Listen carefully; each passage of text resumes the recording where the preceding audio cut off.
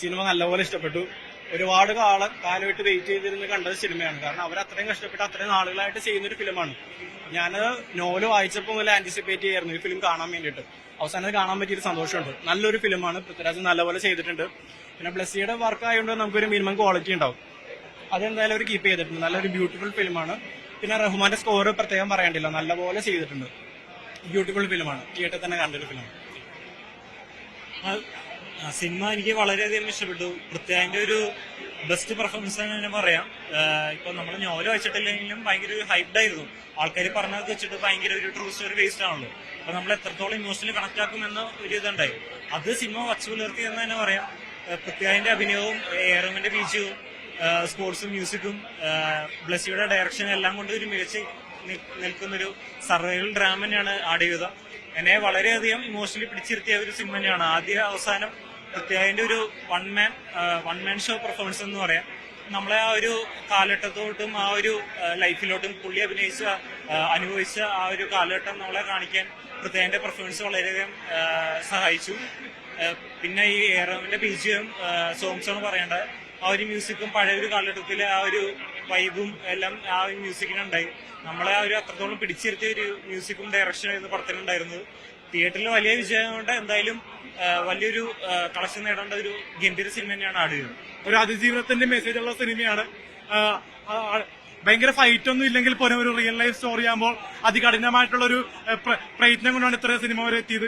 കാരണം കഷ്ടപ്പെട്ടാണ് സിനിമ ഒരുക്കിയിരിക്കുന്നത്. അതിന്റെ വേദന സിനിമ കാണുമ്പോൾ തന്നെ മനസ്സിലാക്കാൻ പറ്റുന്നുണ്ട്. ഒരു നജീബ് എന്നൊരു റിയൽ ലൈഫ് ആളുടെ കഥ അതിഗംഭീരമായിട്ടും ദൃശ്യവൽക്കരണം ചെയ്തിട്ടുണ്ട്. പിന്നെ ബെന്യാമിന്റെ ആടുജീവിതം എന്ന കഥയും ഇതില് ഹൈലൈറ്റ് ചെയ്തിട്ടുണ്ട്. ഒരു പൃഥ്വിരാജിന്റെ ഒരു വൺ മാൻ ഷോ എന്റർടൈൻമെന്റ് ആണ് ആടുജീവിതം. എല്ലാവരും തിയേറ്ററിൽ പോയി കാണേണ്ട സിനിമയാണ്. സിനിമ ഒരു എന്താ പറയാ, ഒരു ലൈഫ് ടൈം എക്സ്പീരിയൻസ് എന്ന് പറയാം. അത്രയും ഇതുവരെ ഞാൻ എന്റെ ജീവിതത്തിൽ ഇങ്ങനെ ഒരു സിനിമ കണ്ടിട്ടില്ല. അതുപോലെ ഇതൊരു തിയേറ്റർ എക്സ്പീരിയൻസ് എന്ന് പറഞ്ഞാലും എനിക്ക് ഒരുപാട് കാര്യങ്ങൾ പറയണമെന്നുണ്ട്. പക്ഷെ എനിക്ക് എന്താണ് പറയേണ്ടതെന്ന് മനസ്സിലാവുന്നില്ല. കാരണം അത്രയും ഓവർവെൽമിംഗ് ആയിട്ടുള്ള ഒരു എക്സ്പീരിയൻസ് ആണ്.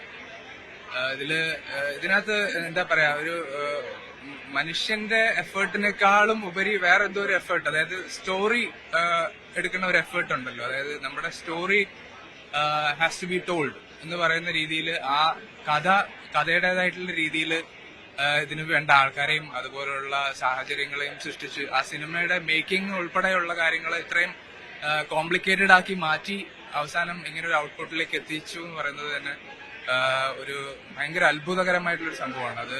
അതിന്റെ ഒരു എന്താ പറയണ്ട, ഓസ്ട്രക് അവസ്ഥയിൽ നിൽക്കുകയാണ്. അതുകൊണ്ട് എല്ലാവരും സിനിമ തിയേറ്ററിൽ പോയി കാണുക. കാരണം it's must theatre watch film.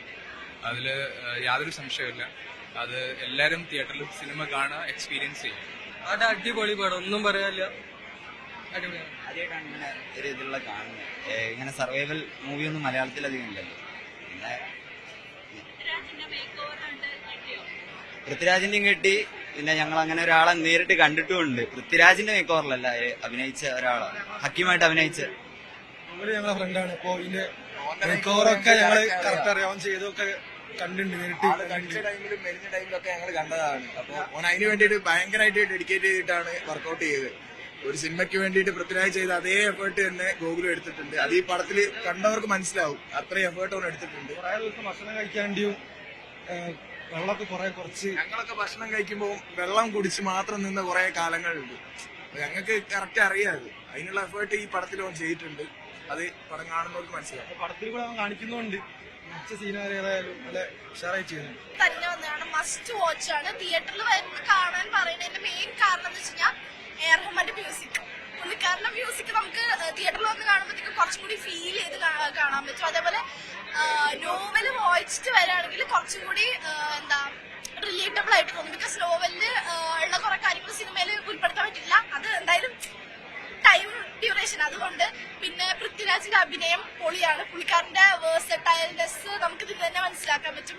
ഇതൊരു ഓസ്കാറിന് പോവാൻ സാധ്യതയുള്ള ഒരു ഫിലിമാണ്, പൊളി ഫിലിമാണ്.